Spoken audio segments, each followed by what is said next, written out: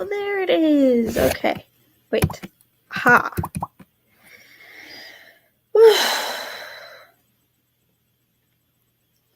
Why didn't I hear the thingy?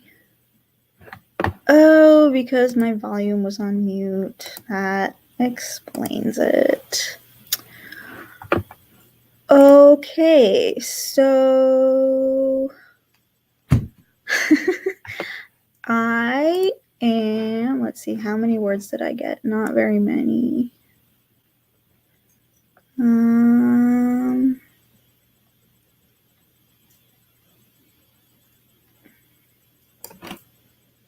149.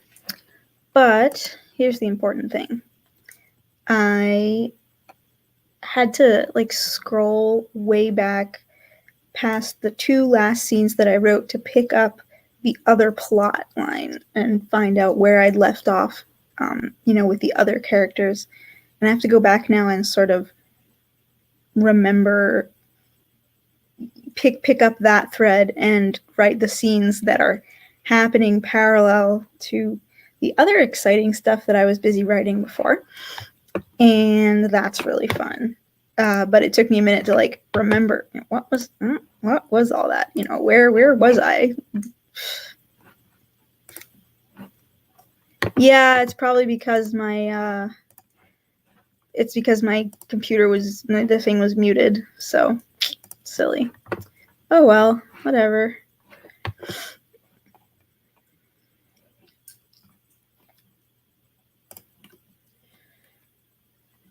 Yeah, well, there are a lot of live streams going on. It's actually been pretty awesome. I mean, there's at least one, as far as I can tell, there's at least one every day. And there are also some pop-ups here and there occasionally, which is also fun. And that's really how I've been getting most of my writing, but I'm also, not just because I'm really into it now. I'm really inspired. I'm I know where it's going, and it's in my head all the time. And so even if there isn't a stream, sometimes I write anyway.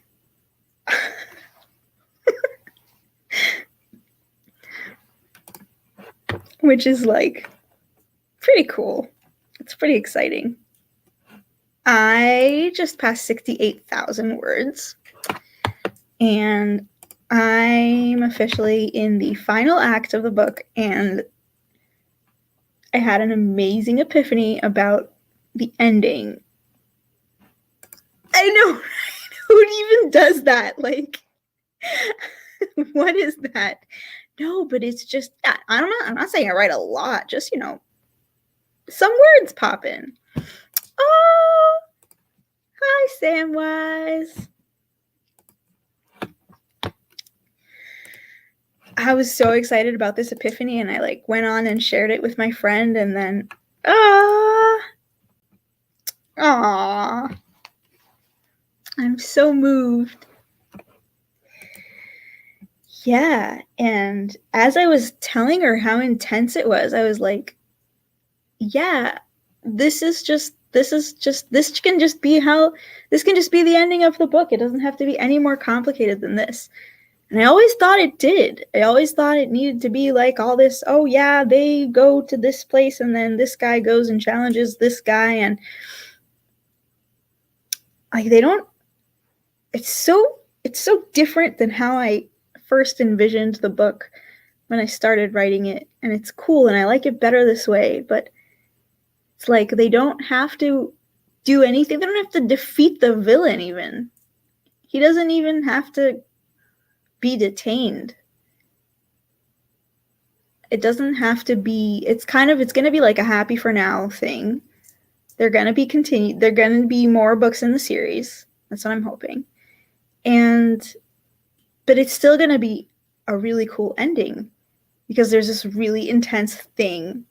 These 2 really intense plots that are both going on at the same time, and have a lot to do with the intricate relationships and the different things that the characters are, the different ways that the characters are like interacting and blah blah blah, stabbing each other in the back, etc. Well, so there are 7 different types of demons in my world. And I think it'd be cool to write 7 books where each one relates to a different, sort of concentrates on a different type of demon. And the first one concentrates on the weather demons, the demons that, you know, can manipulate weather. And I think it'd be cool to have one for each type. And I had an idea the other day for another book for a different type. And it was like the whole concept just kind of descended on me. Like, oh yeah, this is, you know, I don't know if book 2, but maybe book 3. It's really cool. Yeah. So yeah, there's this world that's really, really well-developed world. And I don't get to express all of it in this first book. And it'd be cool to explore all the other cool stuff that I made up, you know, witch coven hierarchy, which is like barely discussed at all. Okay, fine. So my demons are basically humans with a little bit of extrasensory perceptive abilities and one other cool twist, usually.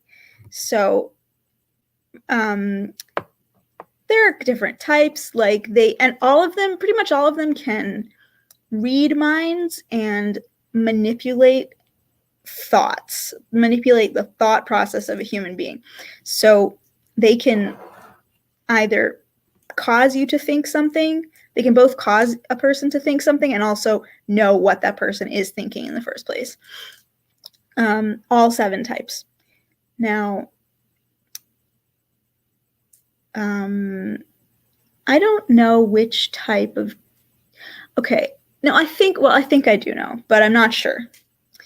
Anyway, it's basically, I have to kind of do a thought experiment and sort of play it out a little bit, but this is the idea. Demons can manipulate people's thoughts for good as well as for bad. It doesn't have to be, you know, they don't have to be necessarily just, you know, manipulating thoughts for evil. And one of the things that happens in this first book, in a scene I wrote just the other day, which was very intense and very exciting, is one of my demons goes into the mind of another demon who is like very depressed and pretty much suicidal. And he pulls him back from the edge using this demon thought magic, which I call inducement. He sort of induces his thoughts to stop him from being suicidal, to help him feel better. And the idea, which is mine, nobody steal it, is that they discover that some guy is using this ability of the demons to market a cure for, I don't know, depression, anxiety, bipolar, you name it, some mental illnesses. And instead of, you know, it being an actual cure, he's just using demons to go into people's minds and like fix their problems by basically rewriting their brains. And now the question is, what I want to explore really behind this concept is the ethics of that, what different people think about this, and like, you know, what the different types of characters who are either in this experiment. Yeah, exactly. It's this. Okay, so right, so the demon type that is the type of demon that is that this is going to be about is the greed demon. They're surprise parallel to the 7 deadly sins, and this is going to be greed. Yeah, and so like how, you know, the different ways people would answer the question, if you had a magical way to cure your mental illness, would you use it? And I don't think all the answers are just straight up yes. I think that it's complicated. There's always a side benefit. You know, it's gonna, I think it'd be really fun to explore this. And I already have some characters in mind. And bottom line, which is a thing that comes through in the first book that I'm writing now, and I think is going to hopefully be a theme throughout the series, is that yes, there are demons, and yes, they are supernatural. They have supernatural abilities. But at the end of the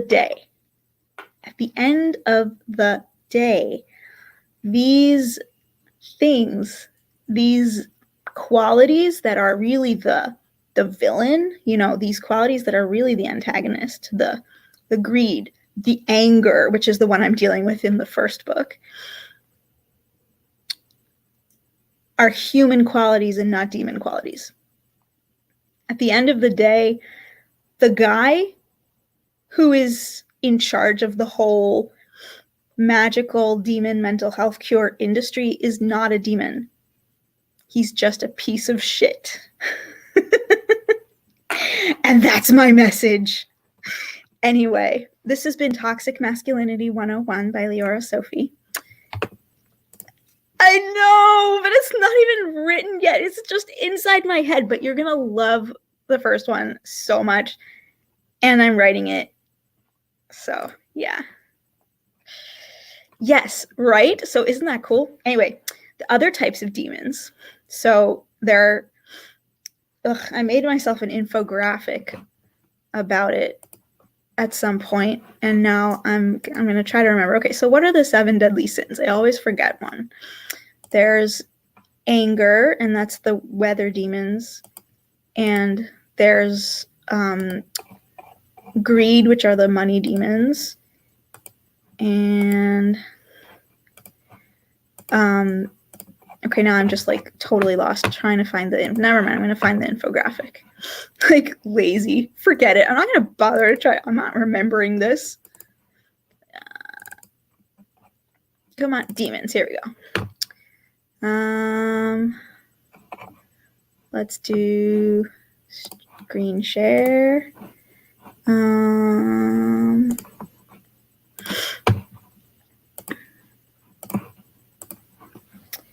So,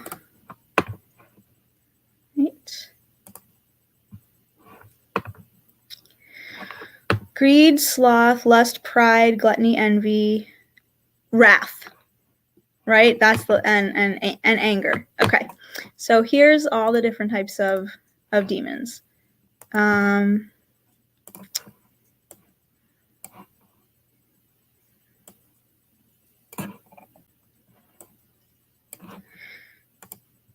And their ranks are born. The ranks are according to, this is just the order. This is just the built-in hierarchy of the demon ranks, and you're born with your type, and there's no mobility inside this structure. Okay, so envy, so time demons. Okay, oh no, time demons are the demons that like, you know, that like make that like make, you know, time feel slower or faster depending on if you're enjoying something and looking forward to something or dreading something. Weather demons, because the weather demon thing, the weather thing came because, you know, in Jerusalem, like the weather just changes all the time and it's like so random, and I'm like, who the hell is in charge of this? And so that's how I came up with that.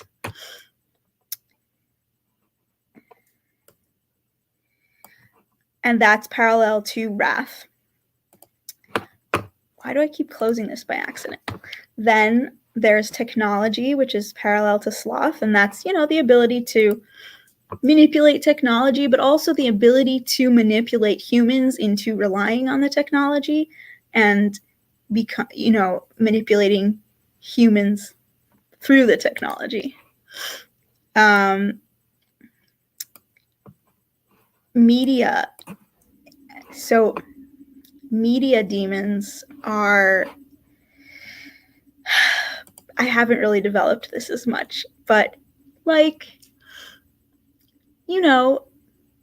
news, media demons are behind that. The way that people are portrayed, gossip, all that kind of crap. That's the media demons. The money demons are greed. Food demons, gluttony. You know how foods that are healthy kind of go in and out of fashion?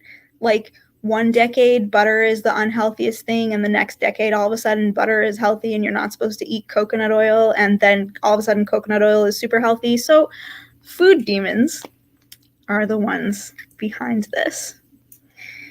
And, well, you love Kiaro because Kiaro is the best. He is absolutely the best. But you're also going to love Leto because Leto is awesome. And he's a nerd. But so is Kiaro in his way. So food demons, gluttony, and the final type for the sin of vanity and or pride is fashion. I know, right? Okay, so as soon as you like unfold this concept, you're like, holy shit, I know these people. This is how I came up with it. I came up with it because of like these things that were just happening around me in the world, and I'm like, there's just like what the hell is going on, yeah, fashion demons are like one of the worst. But yeah, like it's not just about clothes. I know. No, but it's amazing. And besides, like, after none of these types of demons are in the first book, like, except for, like, in the first book, you've got basically Kiaro, Dominio, and Leto, and that's pretty much it. Marcon appears, but you don't really know what type of fashion, of what type of demon he is. And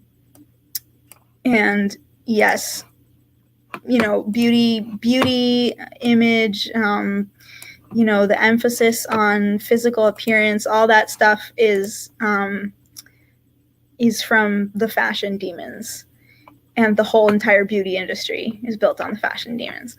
Anyway, the conspiracy, they're everywhere. Isn't it awesome? You see why I have to write this fucking book? The whole series, right? So it's going to be like, so that's what I'm thinking, 7 books, 1 for each type. Plus, okay, the rest of the infographic is like, it's cheating. Like, this is stuff that I'm, supposed to, tell the reader through the book, but whatever. This is a fun thing I made for myself. There are 3 different types of inducement.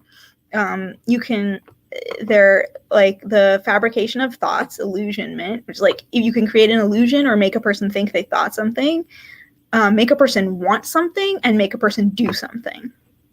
So that's illusionment, seduction, compulsion. Territory. The demon's powers are tied to territory, and there's a whole thing about how that works. The whole Bible of demon genetics, and I have one for the witches too, and this is really fun, so I'm gonna open it. Oh, never mind. it's outdated. Okay.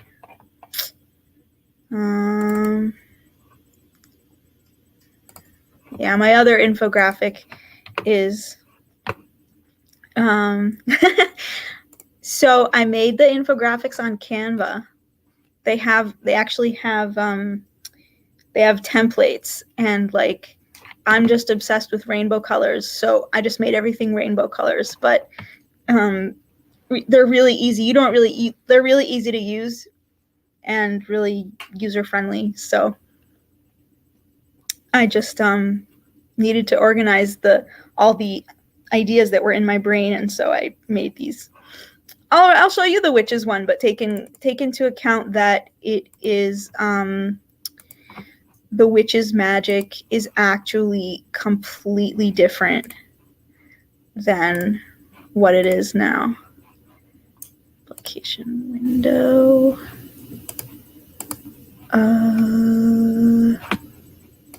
No.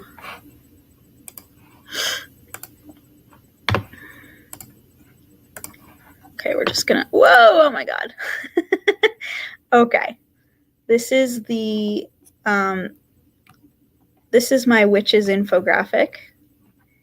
And here's what, it's the witches magic is a big mashup of Wicca and Middle Eastern magic and other things that I researched and I wanted to share. So there's a little talk about the coven hierarchy. There are 3 different types of witches. The covens are a meritocracy and a matriarchy.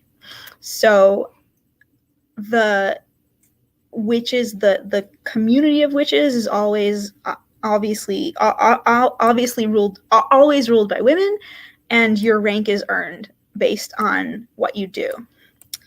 And spells and abilities, this is way back from when they were way not developed yet. But it's basically also based on like ESP and other fun things. Okay. So yeah, this is the world. This is the world in which I'm writing my books. And this is what happens when you write a book for 10 years. You don't have the book yet. The world is really, really freaking developed.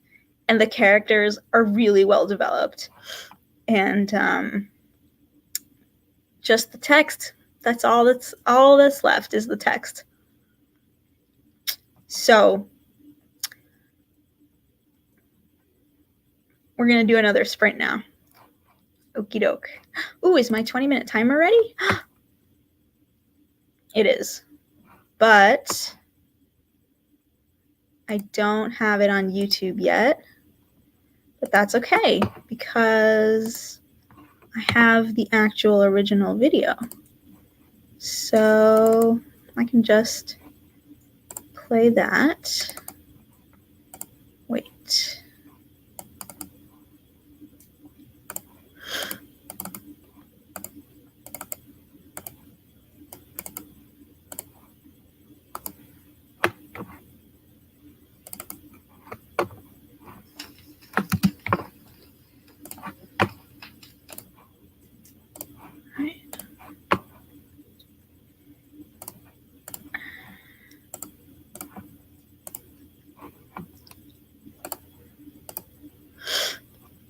Hey, who showed up? Hey, what's up? Hi. I do want to hear your idea. I know, I'm trying. That's what we're doing here. Okay. Yes. So, hey Ariel. So yes. So I do want to hear your idea. Please do share. And in the meantime, let's do another sprint, and you guys can check out my new Fireplace 20-minute sprint timer. And tell me what you think. On your mark, get set, go.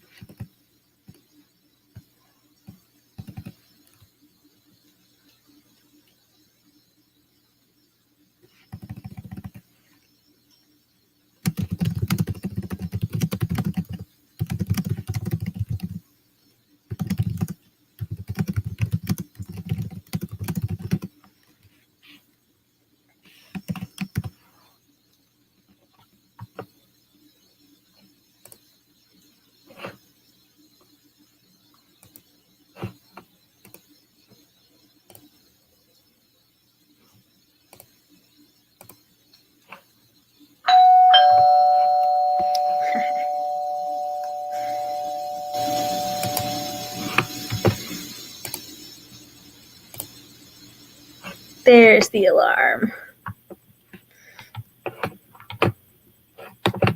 Otherwise, I just forget, you know? I just forget to come back.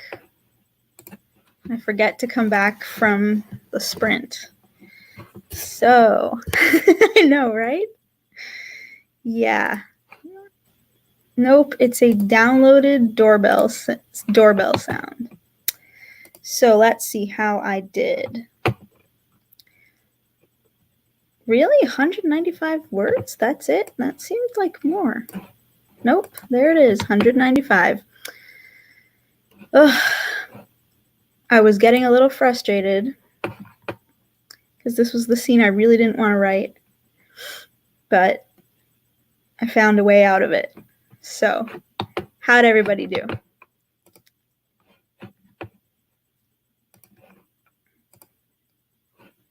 Nice. Nice, Ariel. So I did 195.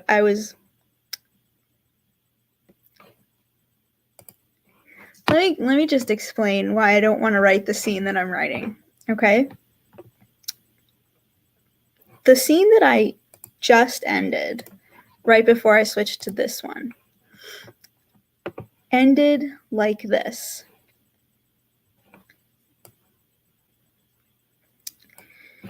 This is the last sentence of the previous scene. She wrapped her hands over my arms and turned her head towards me, so our lips were almost touching. Is it okay if I jump your bones now? And then I just, like a bitch, cut off the scene and switched to another point of view. And there's a reason for that. And they'll be back and they'll get laid, but I have to pick up the other plot because I've been just completely like ignoring the other plot line going on in the background. And I gotta do that. I gotta go back and write the other scene that is happening at the same time. But obviously, it's way more fun to write the sex they've been waiting to do for the entire book. And instead, I'm like, ugh, I have to go back to this part where Leto is fake flirting with Marcon, and I'm like, he doesn't want to do that, and I don't want to write him doing it. And I was like, why is he even doing this? And then I like understood what was the purpose of the flirting, and it allowed me to sort of get back into the actual plot. Once there was a point, like once there was a motive, I was able to understand, like, oh, okay, so this is what's going to happen, and then that's how it's going to work. And then as soon as that happens, he can go off and do what he actually wants to do, which is something else entirely, which is he's going to... I'm not going to spoil it. It's awesome, but also kind of very dramatic. So that looks like a lot of good work. Only 7 minutes left. Nice. Okay.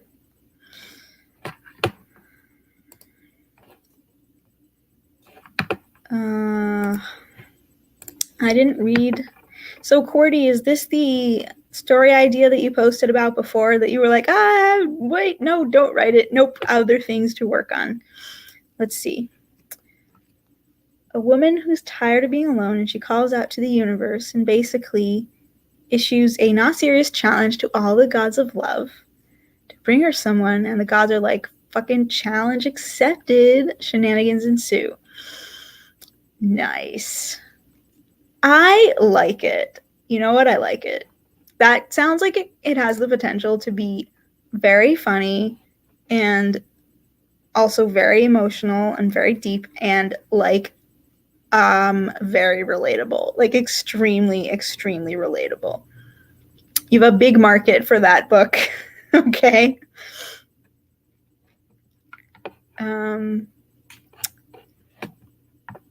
gonna take this moment to do a little bit of shameless self-promotion, because I have a short story that I wrote that was published it made the top 10 in a flash fiction contest in a women's literary magazine, and they published it on their website.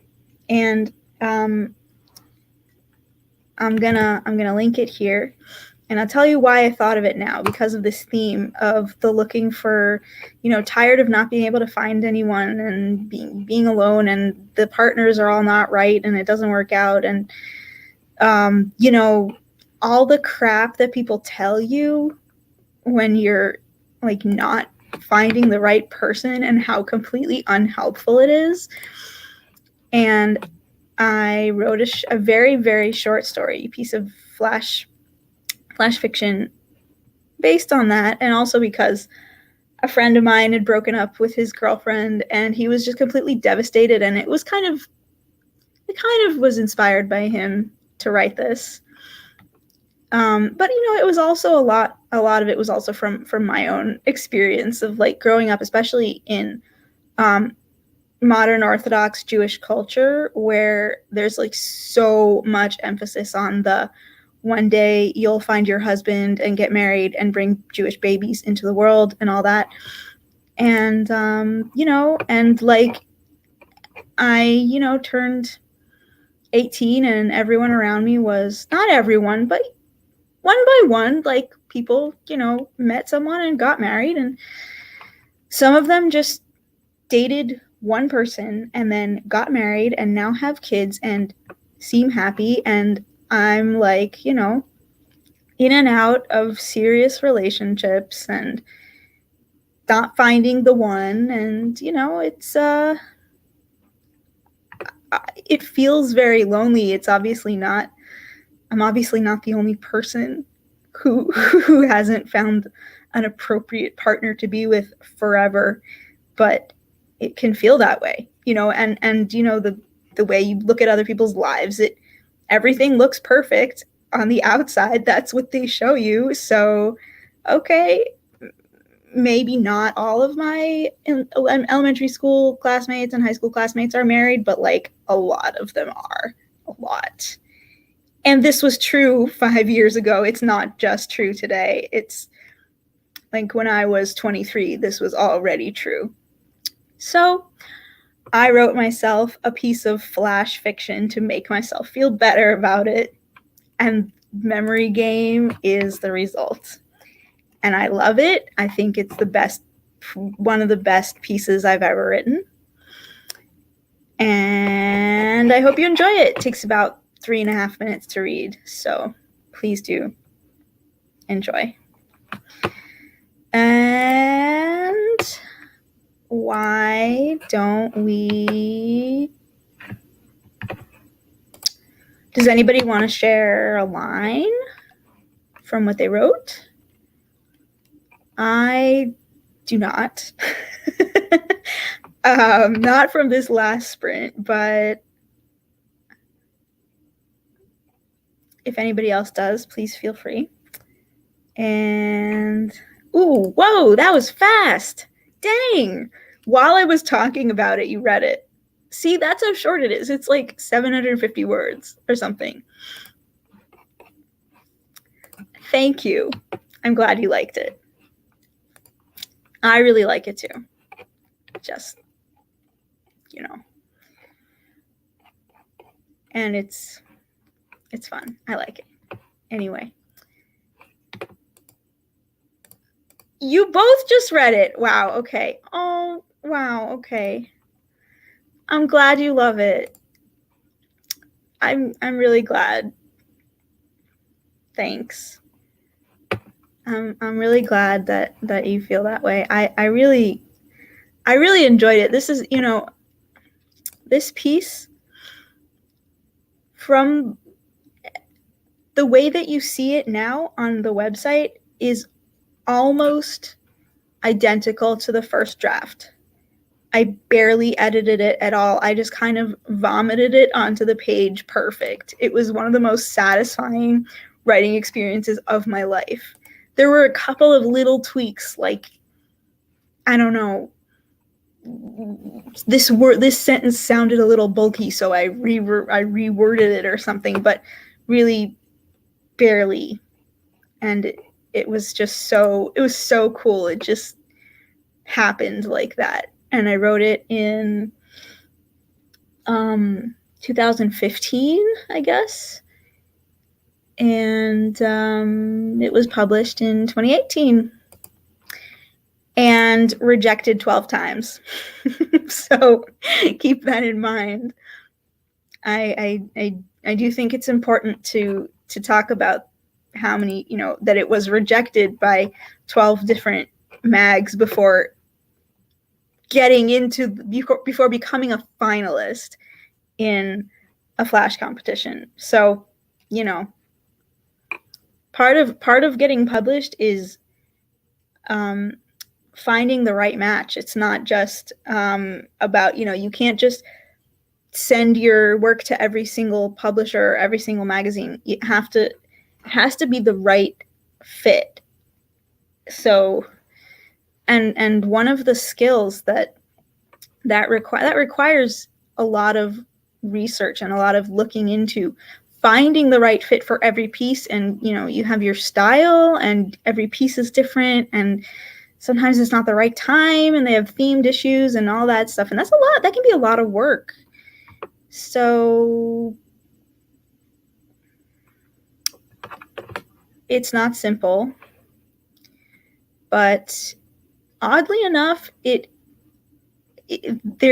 one of those skills is something I learned at my old job, my office job, where I worked for a company that did fundraising for nonprofit organizations. And one of the things I did there was all this research about different charitable foundations and organizations around the world. And I had to really dig up all the information about them and learn about the different criteria. And we had to decide which nonprofits would be appropriate to request funding from which foundations. And so that practice kind of a little bit prepared me for sending queries to publishers in a weird way. Surprise! Things you didn't know you could learn from crappy paying jobs. And that's how Memory Game got published. So, yeah. Want to do another sprint? I have a little bit more energy. So I think let's do a little bit more writing. And now I'm trying to find, I had the 15-minute timer up here, and where did it go?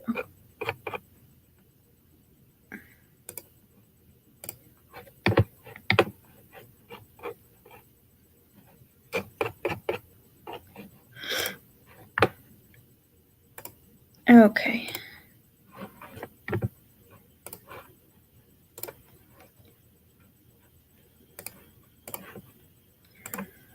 All right.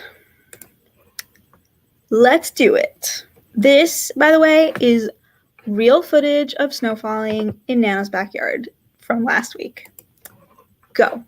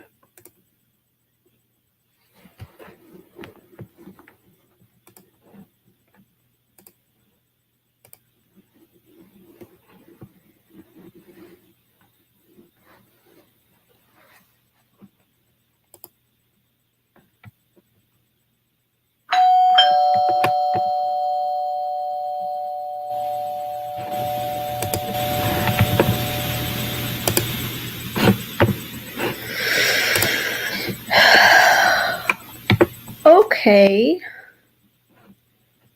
I got 160 words.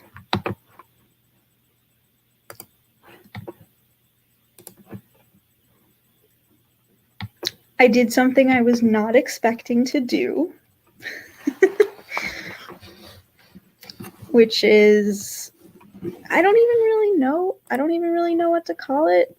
I just know I didn't expect it. How did everybody else do?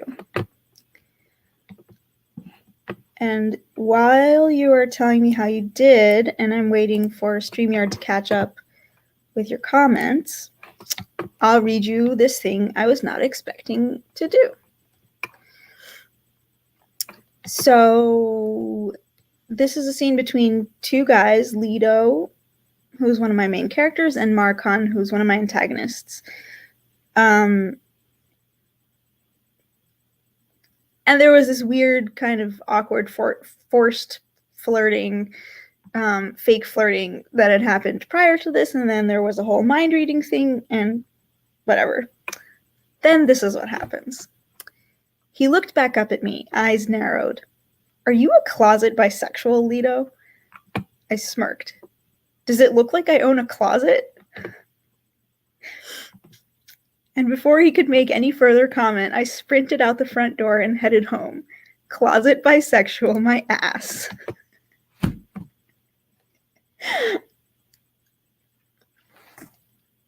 don't even know. I'm waiting for the character to come out to me. Okay. Nice. That, that used to be me when I was in Israel, but now I'm on the East Coast and there's loads of snow and it's really fun. I know, right?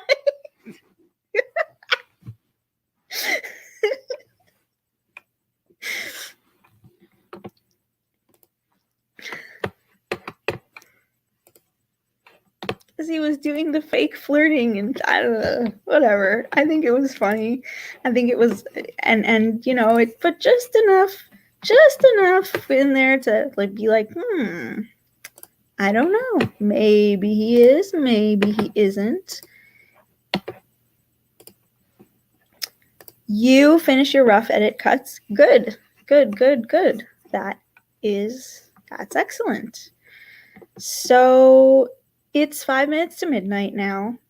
I think I'm going to end the stream and upload my 20-minute fireplace timer. And how much have I written today?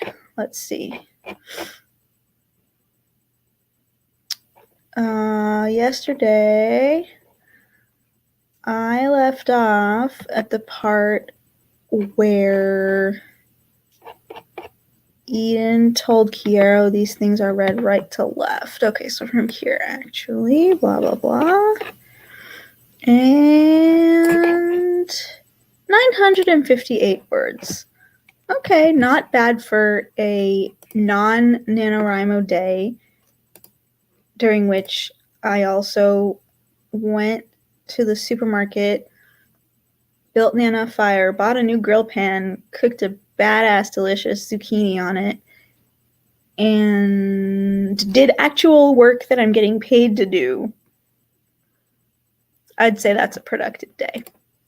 So I hope you all have a good night, and I hope everyone enjoyed the stream. I know I had fun fangirling about my own book idea on here, which was kind of that was kind of fun. Okay, it was a lot of fun, and I have an official scheduled stream tomorrow at 8:30 EST. So hope I'll see you all there.